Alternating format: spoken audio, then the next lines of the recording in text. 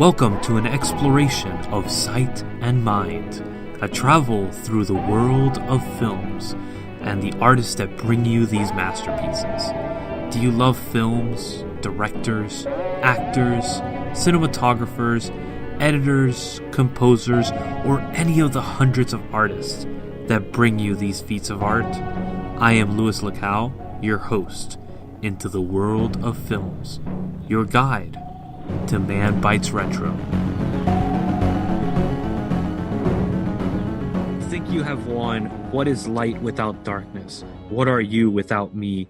I am part of you all. You can never defeat me. We are brothers eternal. That is a line spoken by Darkness from the amazing film Legend, directed by Ridley Scott.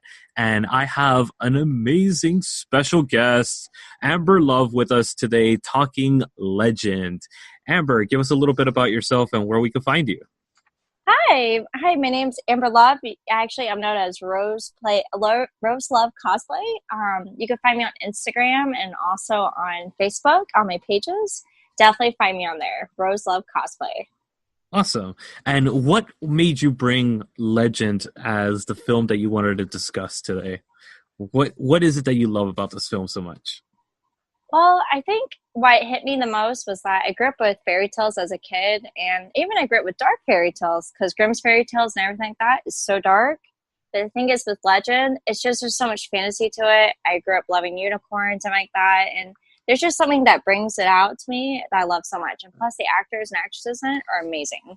Oh, yeah. Tim Curry did such a phenomenal job, not only making Rob Bottin's prosthetic look just completely out of this world. Rob Bottin is the one that actually did the makeup design for The Thing, the John Carpenter film. And let me tell you, it holds up. This is probably one of the most amazing masks I've ever seen.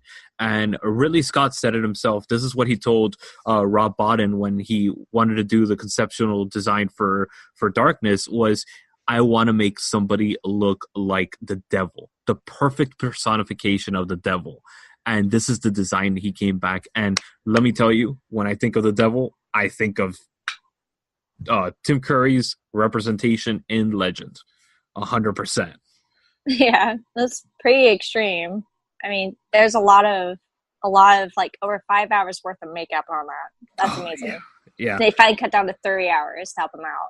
Yeah, and Tim Curry said it himself. Like, he was like, I don't know how I feel about having so much makeup on my face, but then as soon as he saw the final product, he's like, okay, I'm okay with this. Yeah, it's amazing. Like he there was a point where they had his whole outfit on, everything on him, and they were trying to figure out if that's exactly what they wanted and everything, but they had to stop short and like, wait a minute, his eyes, like at Tim Curry's eyes, like, what about my eyes? And they figured out, I forgot what lenses they are, but they figured out a different lens they could use because with all the prosthetics and everything on, it made his actual natural eyes, but the only thing you see him at Tim Curry's. Yeah. So they had to actually replace his eyes with actually the little lenses so they pop out more and bigger. And Tim Curry's like, wait a minute, that's the only thing left of me. Wait, he said. So when he put it on, he loved it. He was like, okay, that now matches so well. Yeah. Just amazing. And let's not even just completely forget about everybody else. The amazing Tom Cruise in this Jack character that he portrays so perfectly, and the beautiful Sara as Lily. That just, it blows my mind. And not only that, you have Robert Picardo from the Star Trek movies, as well as the weird creature that comes from the water. That was another like amazing prosthetic as well. That makeup was just out of this world. Everybody says that Tim Curry's Darkness looks scary. I always freaked out as a kid when that thing popped out of the water. And that was one that freaked me out. Yeah, that was a terrifying scene as a kid. I remember that. It's like, oh no. It's like, oh no. That was definitely scary. And I love these fairy tales a lot of the times, especially these dark, true fairy tales. You know, this month we're concentrating on a lot of these really dark, very true to the Brothers Grimm type stories that don't have these Disney-esque endings, that have these dark endings, because they're more grounded in reality. These fairy tales are meant as fables, things for people to learn from. And Legend itself is actually very much like the Adam and Eve story, and I think that's pretty incredible. You don't want to get tempted by the light as much as there's temptations all over, not only from darkness but from the light, and you got to watch out for any type of temptation, no matter where it's coming from. And I think that's the main story. The little story that there is in this film is concentrated on that. It's not only darkness is bad, perfect light could also be as tempting and as bad as the darkness. And I think that's fascinating. Yeah, it was pretty cool how they created the plot too. Ridley Scott was thinking of Beauty and the Beast. I believe it's Cocteau. I think that's how you say the name. Cocteau's Beauty and the Beast. But then someone brought the poetry about Angel and all that, about Angel or something like that later became a film, of course. And even how dark that actual poetry was, they based that poetry into the film and it created away from Beauty and the Beast a little bit more. So it actually had an interesting feel to it. And that's how it started off the branch of the plot. I think that is really cool to think about. That is awesome. And I remember he actually told the screenwriter initially, like, the only thing I want is the darkness needs to be a character that represents pure evil. And then the only other thing that I want is for it to be a fairy tale about a unicorn. That's what he told the screenwriter. And the screenwriter went off and wrote this amazing story. Now, the story doesn't have a lot that really goes on plot-wise. It's a very simple story, but it's done in a way that's so entertaining. And the score, I mean, the music done by Goldsmith, depending on the version that you watch, done by either Goldsmith or Tangerine Dreams is the other one. The synthetic score and all that stuff is Tangerine Dream. The orchestral score is done by Goldsmith. And I mean, so let's go into that a little bit more. The different versions of the cut that there's actually 4 different versions of the film. There's a screener cut that was actually shown in 1985 in the UK, and that one runs about 140 minutes. The director's cut, which was released in the early 2000s, was actually 150 minutes. The original UK theatrical cut is 94 minutes, and the original US cut is 84 minutes. Now, the original UK cut and the original US cut actually have Tangerine Dreams doing the score. They replaced Goldsmith's score, which is blasphemy in my opinion. Yeah, and it's shocking. it's so beautiful. And it is. If you really want to watch this movie, you got to watch the director's cut. It's a lot longer, but it is well worth it. It is. It covers so much plot and background for the characters. It's amazing. And it doesn't spoon feed it to you. Yeah. Which the other films, they all have that little what do you call it, like scrolling storyline of what's going on and all that stuff. And what I love about Legends is you just kind of fall into this world. There's no explanation. There's no real introduction to anything. You just fall into this world. So you immediately immerse yourself in the world of Legends, into the fantasy of it. And you become part of the world because of that. That's kind of the art of it. And I think that's important. I don't see why you should have any backstory really going in. Yeah. I agree. I mean, I think in the commentary, remember from the film and all that, Ridley Scott was saying that Tangerine Dreams score was actually to make it more kid-like, more kid-friendly, even though, of course, the monster coming out of the swamp kind of scared the kids, of course, because they'll be able to be too much. But that's why they replace it a little bit, so it's more childlike in a sense. So it's more like spoon-fed in a sense for children in a sense. But if you want to get the whole feel, more that you're like, I guess, a young adult or more adult-like, if you watch the direct cut and then go back to Tangerine Dreams one, you kind of see the difference between the two. But I definitely like their direct cut so much more because there's more to it. But I like so much more to it. There is, and it is a lot darker film. It is a very dark film. Definitely dark. But Dark I fairy mean, tale. yeah, a very dark fairy tale, but it's truthful to its cause. It stays true to what it is. It's not telling you something that's overly exaggerated. They're not blowing things out of proportion. They're not making this very overly complicated story. It's a very simple story, but it's so good, just the immersive quality of it, that you fall into it with Mia Sara and Tom Cruise. You buy into that love story immediately because their chemistry is there. A lot of people complain that Tom Cruise's performance is kind of stale and kind of wooden, but I think that's on purpose. I think that's done on Yeah. purpose. Yeah, a lot of the actors and actresses, other than Tim Curry, was really, of course, Tim Curry was like one of the main characters. Of course, he was the only one because there's a Rocky Horror Picture shows where Ridley Scott found him at, and he's like, you know what, I like this. And what's funny too, it actually worked to Tim Curry's advantage with the hoofs because he actually wore prosthetic looking hoofs around the place a lot, so he get used to the feel of it, so he could easily walk around in it, just like he did with the Rocky Horror Picture Show. He'll bring the heels home with him, so it made sense for him to do that. But actually, Mia Sara, I believe that was her first time actually acting a whole lot. Yeah, So it's actually when they're young, so it actually worked really well with the film. So it's yeah, and actually this was Tom surprising. Cruise's second film, so Yeah, that's just incredible in itself. And yeah, they're kind of amateurish in some scenes, the way they yeah, act and stuff like that.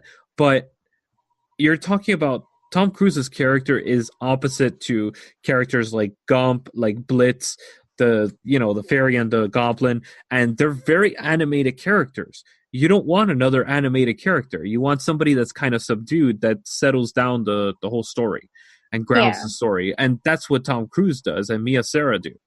Like they ground the story. They're very two-dimensional characters, and then everybody else in this world, the Blitz character, the Gump, the dwarfs, even, and Darkness, are very animated, very outlandish characters, and they're very emotive, and I think yeah, that's where you get all the fun love stuff. Instead of the main characters, it's all the additional characters that portray. yeah. I agree. It's amazing too. Like, there's a lot of it where like it seems cartoonish, which is supposed to be like that, kind of like it's supposed to be that way, like animation Yeah, wise. But the reason why he was trying to create fairy tale characters and put it into the film, like it's kind of like you read fairy tale book, but the fairy tale characters you're being told, they're actually those characters there. So they're the two dimensional characters are actually really good because you need that there to ground you in. Because everything yeah, else is pretty fascinating. It's really good. yeah. And then, I mean, the sets are incredible. These sets were Awesome. all like built because he wanted to actually film in a forest, but the forest that he found that would match the scenery that he imagined was so thick that there was not enough light to be able to film in. So he's like, screw this, scrap, and go to a film set. So he actually got the 007 stage in Pinewood. They actually filmed also the Star Wars films and so many other films. Stanley Kubrick's Shining, Full Metal Jacket were all filmed on this set. And this was built from scratch. They actually put real trees into the set. They built a bunch of trees, and then they put mirrors to duplicate the images and make it even look more expansive. And they brought in real birds into the set, Yeah, which that was that a cool. I was like, what? And The birds were on their own half the time. They didn't do too yeah, much. yeah, exactly. And then So the cool. but the cool part, the part that kind of stands out, and you'll see this in the film, and it's kind of noticeable in some scenes, is the actual dialogue is actually dubbed from the film, and they had to record it afterwards because of the noise of the birds. Oh yeah, I noticed that so much. I was like, oh no. But I mean, I think it kind of works out in the end for Ridley Scott because it gives it kind of more of a dreamscape. It gives it kind Hmm. of this dreamy, weird quality, which the film already has. It's Yeah. shot in this kind of like diffused light state, which is really bizarre, but it's how he filmed Blade Runner as well. So imagine Blade Runner in a fantasy world. That's kind of interesting to see how he did that. But the lighting was just it was its own character in itself. The lighting sequences in this film are just phenomenal. the reveal of darkness in the director's cut, where he comes out of the mirror. Oh, that thing is That so was amazing. cool. So That is amazing. cool. I still memorize it too. I'm like, oh my gosh, that would terrify me too if I saw it. Oh my gosh, that's really good visual effect. I'm like, wow, Yeah, that's just the amazing. hooves coming out in Yeah, slow motion one by one, and then I you hear that know. boom on the ground. Oh, What's so incredible too about that scene too, spoiler alert, when they did it and everything, all he did is film one hoof, showing one hoof, and you already knew you see the other hoofs moving, because that gave just enough input to know what's going on right then with his yeah, hoofs. I'm like, that is so cool. yeah. I'm like, that is amazing. I'm like, wow, It that was a really cool is. scene. It really is, and I just think that particular scene kind of sets the pace for the film. And in the other cuts, there is a reveal at the beginning of the film, which you don't see darkness until I think almost an hour into the film on the Yeah. director's cut. Mm-hmm. In the theatrical cut, within 10 minutes, you see him in this kind Yeah. of blue shaded light, which kind of Mm-hmm. spoils the effect of later on in the Yeah. film. It when there's a director's cut, about 80% of the time it's usually better, with exceptions. There's very few exceptions, but there is some, like Gladiator and Alexander. God, I don't want any more of those films. Those films were Yeah. god awful, and Ridley Scott had his hand on both of those films. But oh god, that this is Ridley Scott at his best. This is post Alien. Mm-hmm. This is post Blade Runner, and this was when he was at his prime. This is with him and Tony Scott working together on a lot of the projects, and you could see Tony Scott's influence big time in this film. It was definitely worth it. Like, wow, it's amazing too. And what's funny too, really, Scott said, like, right now you could do CGI for a lot of money, but back then it would be way too expensive. So that's why they had to create everything. They even put every single leaf on the trees that they made. Yes, And yes, there wasn't enough leaves, so they get more plastic leaves. And they put more, and one person each person would actually just hand make that tree with the leaves. Like, yeah. that is so cool. When you see it too, you're just like, wow, And the it's environments, dude, crazy. the environments Yeah, look legit real. Like they look yeah, beautiful, and it's you could fantastic. never think that that was a set. You would think that that was like an actual forest that they found and did this in. It Yeah, is amazing what they do, and it's a lost craft. Unfortunately, it's such a lost craft because it's so much cheaper now to do visual effects, and don't worry about building a set. We could just put it in visual effects and that's it. And it's like, no, that's what makes films like this, like Lord of the Rings, like films that are built real sets and real things to encounter for the actor. That gives them that extra oomph to be that much more perfect when they're acting out. And it's lost nowadays in a lot of films. Fun fact, actually, well, not so fun, but the films that actually burned down at one time, it actually burned the whole studio because of this pocket of gas that actually collected at the top of the actual soundstage, and it blew up at one point and it ripped off the whole roof of the studio. yeah, that's sad to hear. It's like, Yeah. no, when you see the scenes, like, oh, that sounds heartbreaking. Yeah, seriously. But honestly, I this film for me, I remember watching this in about, I think it was 88 or 89 when they re-released it.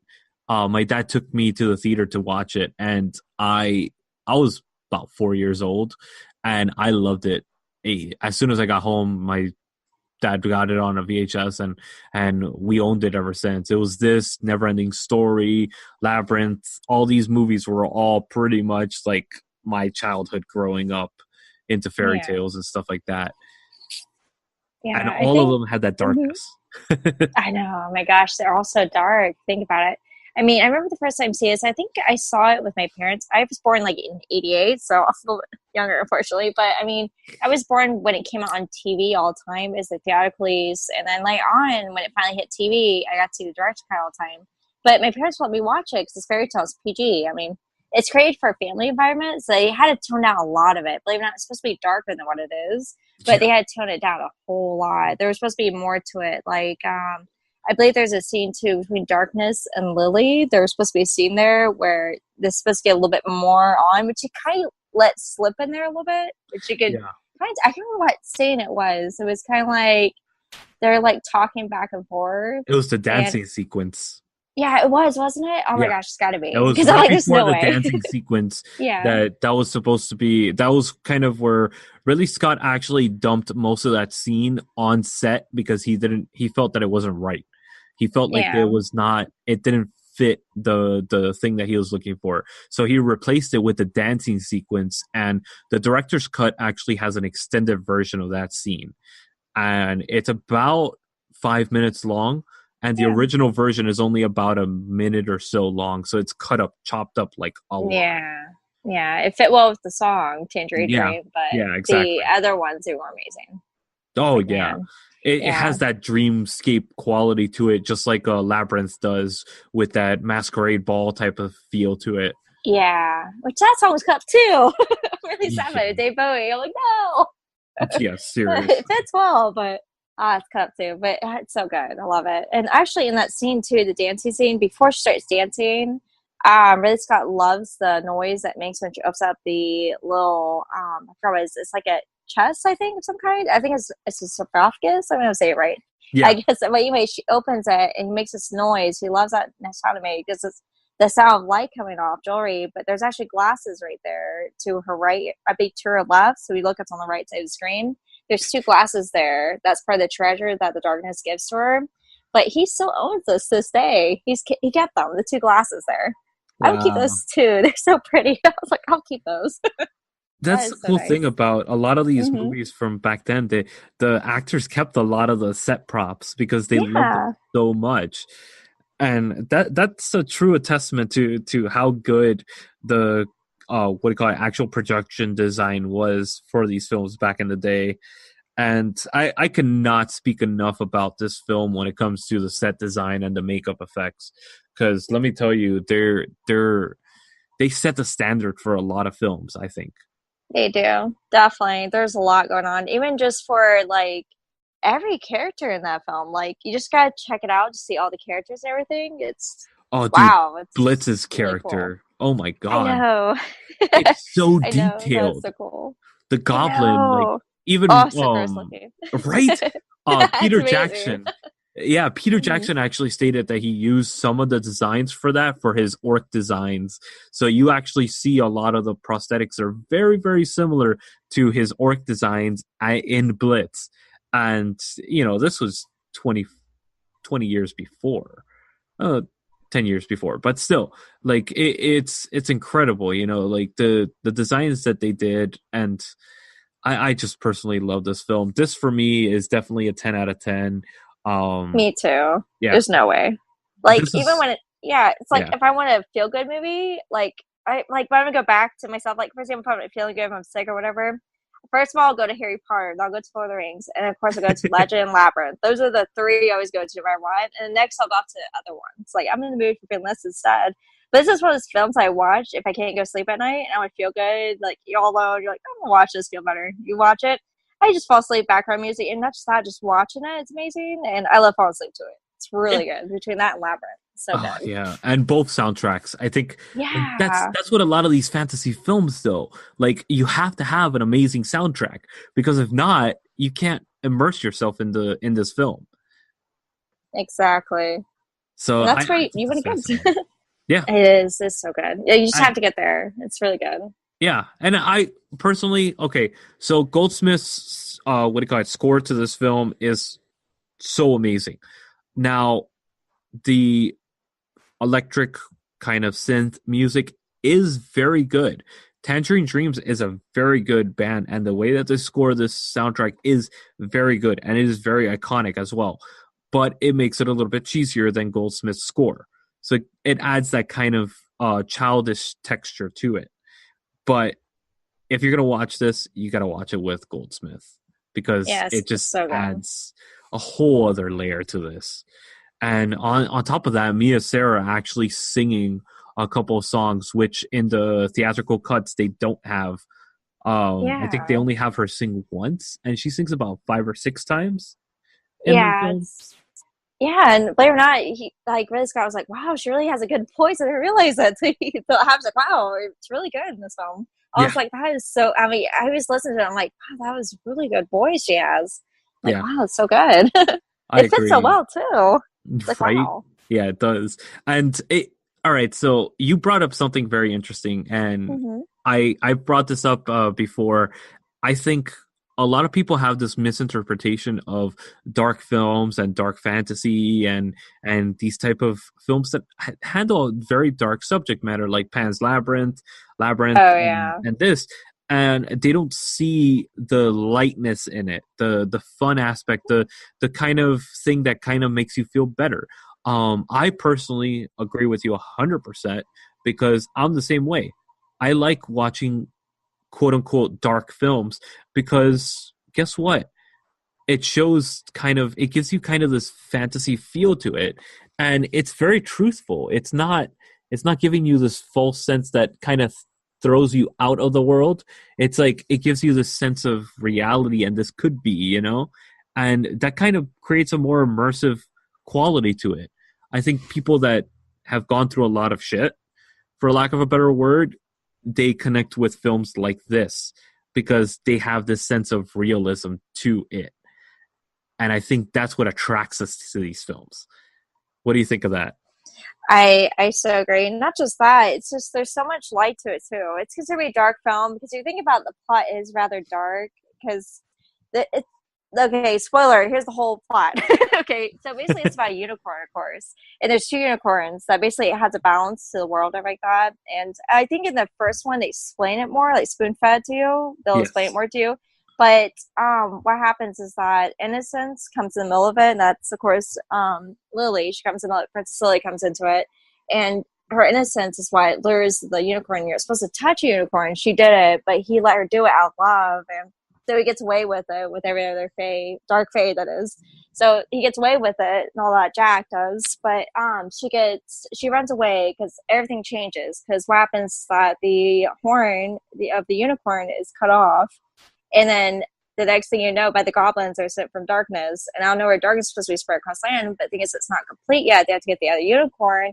So that'd be forever darkness, which is really a surprisingly dark plot if you think about it. And then out of nowhere, Lily gets kidnapped, the unicorn gets kidnapped, and so they're all kidnapped. And then Jack has to go and help the fairies go and make everything right again, including get back his love. I might as well. The fairies and the dwarfs, which are Yes, hilarious in this I film. know. I love their jokes. They have this weird kind of Yeah. Masters of the Universe vibe to them, and Yes. it I thought so about that. reminds me of the Keymaster from what do you call it, Masters. And I'm like, oh my god, that's awesome. Yes, are you gonna play a synth too? And then they start playing the synth, and I'm like, oh my god, that's awesome. That is so good. Oh my gosh. Like it's like so short and clipped. It's like there's like short and clips, like little inspirations that actually look really well and make everyone laugh. It's like, Yeah, okay, that's good. Because they're yeah, so good at exactly, that. exactly. Really good at lips. Love it. So, Amber, what are your closing Yeah. thoughts on this film? Oh gosh, I definitely do a 10 out of 10 because well, I grew up with the film first off, so definitely kids can watch it. There are some scenes that are really dark. I do agree with that. So if you're that afraid, do Tangerine Dream. But if you're old enough to know better, definitely do Goldsmith's one, the director's cut. That's definitely worth it by far because it's more details, more it like shows you each character more. It's more background character. It like dives into each character more, so it makes more sense compared to the light, happy one.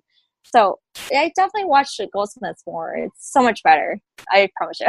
But definitely you should watch it. It's dark, yes, a dark fairy tale, but at the same exact time, there's a whole lot of light to it. Like the ending's so happy and everything like that. So definitely watch it. Oh yeah, by the way, the ending is left open. They left Yes. it on purpose. I love that. Did we cover that yet? I never No, we think didn't we covered. actually. No, it's a spoiler, but we gotta get into this one. I gotta talk Okay. about Yeah, this. yeah, yeah. Let's go ahead. Okay. All What are right. your thoughts there's two different endings. There's one where she rides off into the darkness and into the light, and then there's one that he Oh. runs off into the light alone. Oh no! See, I didn't know about Running Out to the Darkness one. You gotta go into that one first. So I don't know about Okay. that one at all. So Go for it. both of Mhm. them, they're running off into the light, right? And then suddenly the light turns dark, and you see the darkness is laughing like Oh kind of a transition yeah, cut into him laughing because there's no light without dark. So it creates this balance kind of thing. And then that's in the right. director's cut, I'm sorry, that's the director's cut. The original cut was actually Tom Cruise's character Jack running off into the light by himself with the promise of Mia Sara stating, or Lily stating that I'll see you tomorrow. Yeah, it's like, can I just see you tomorrow? Like they're best friends. It's like, okay, like I remember anything that happened earlier. I Yeah, love that scene. which the light Hmm. version, the American and UK version Hmm. has that ending, that happy fluffy ending, but they don't. The other thing is that they cut out the whole romance thing, They and do, the but US version mhm. cuts out the fact that she's a princess. They just say that she's a lady. Yeah, they do cut it out a lot, which is really sad because that's not completely her character that director put in there. So no, Yeah, but to cut it down more, so it makes sense. But yeah, I'm like, wow, that's just it's such a good story. yeah, Hard to yeah, follow it, but yeah, it's just the ending's like wow. But then the part where they cut off the part, of course, where his hand gets cut off, the darkness. His hand yes, gets cut off, and he kind of goes into the abyss in space, but he separates into pieces, which the yes, director leaves an opening. They could continue it, but he doesn't want to continue it. But it leaves a continuation if ever need to be one. There is one there. So there's always darkness there, even though there's light. I'm like, what? Because yeah. he's everywhere, in other words. I'm like, what? So I love that part. I was like, ah, I love That's it. amazing because that's the Yeah. truth. It again Hmm. grounds it into reality. It's the fact that real life is not just all this beautiful butterflies and unicorns. It's literally other stuff in there as well. You got blitz, you got darkness, you have actual characters that are like this in real life. This makes the film more connectable to an audience that has been through things, that has actually experienced life and seen the darkness in people. And I think that's important. I think that is extremely important in a fairy tale because that's what made the Brothers Grimm story so relatable and so what do you call it, everlasting. Because Yeah. I we still talk about Brothers Grimm, and they wrote these stories in the 1400s, if I'm not mistaken, and Yeah. that's incredible. 500 years later, and we're still talking about them. You know, Yeah. And Hans Christian Andersen, his stories are still coming out like crazy. I mean, especially I know at Disney he recreates a lot, but there's a lot of other stories that do it too. Like yeah, I'm just so surprised by how many different stories go in there all the time. Like I'm a big fan of Beauty and the Beast, but if you guys haven't yes. seen the French version that just recently Oh got my released, I think God, in yes. 2015, that's definitely in French. So you definitely gotta watch it. It's so good. It's oh gosh, I don't know how to say in French right now. Oh my gosh, I know the title of it. It's so Oh, amazing. I But can't say definitely it look in that up. French. Yeah. I know. I'm actually French too, and that's that part. I can't say it all the time. I'm like, no, I can understand what someone says. It's me, I promise, and everything else, no.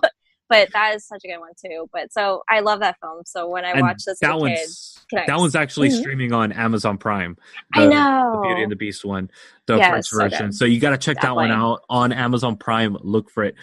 it is so Legend, good too. Mm-hmm. unfortunately, is not streaming No, anywhere. You have to yeah, buy it, but it is well worth a buy. On Best Buy, they have it for a $5 deal. Remember to get the director's cut. Get the yes, director's cut because that will yes, also have the other theatrical cuts as well included in it. So you have the option of watching whichever one you want, which is good. yes. And Mm-hmm. then Definitely, if not, you could always buy it on Walmart as well for $5. All these different places, and it is well worth $5. This is it's a a film you will classic. watch over and over again, especially It's your kids. mm-hmm. Yeah, it's definitely a classic. Yeah, and funny part is you can watch it with your kids because they definitely dulled it down enough where it's PG, so you can watch your family. Because that's what it's supposed to show off to is for family film, which is interesting because it's so dark. But Yeah, Nightmare for Christmas is dark by Tim Burton, and it's still a family film, yeah, right? yeah. So it's I like, mean, yeah, so it's so good. but Mm-hmm. the cool thing is about these type of films, especially older films, is that we had a family unit back then.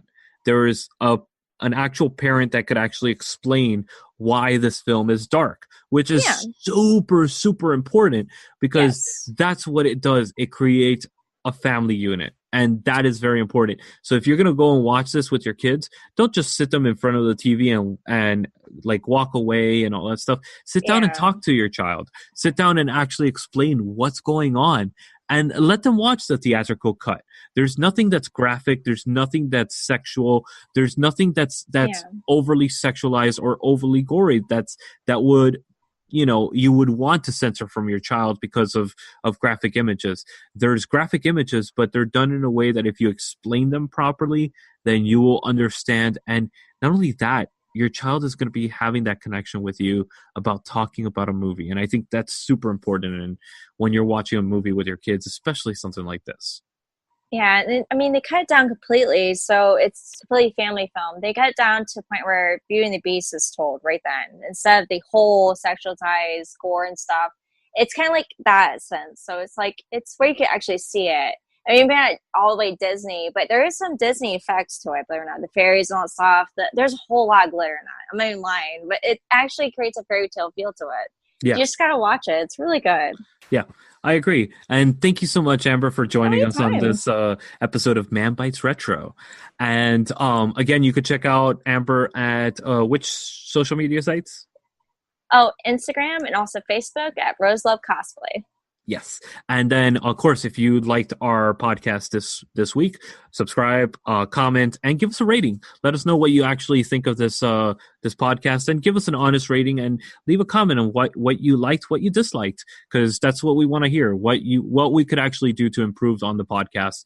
And also, please check out our other content on the Manbitesmedia network. You could actually check out Manbitesfilm, that drops on every Friday, and Doctor Who in Review, which is our collaboration with Diversely Geek. And of course, check out our partners at Narcotic Casserole and Con Friends podcast as well. These are one of our newest friends, and definitely somebody that you should check out, especially if you go to conventions all the time and all that. They're definitely awesome to listen to, and they're going to be producing a lot more episodes. So we'll see you guys next week for another episode of Manbitesretro.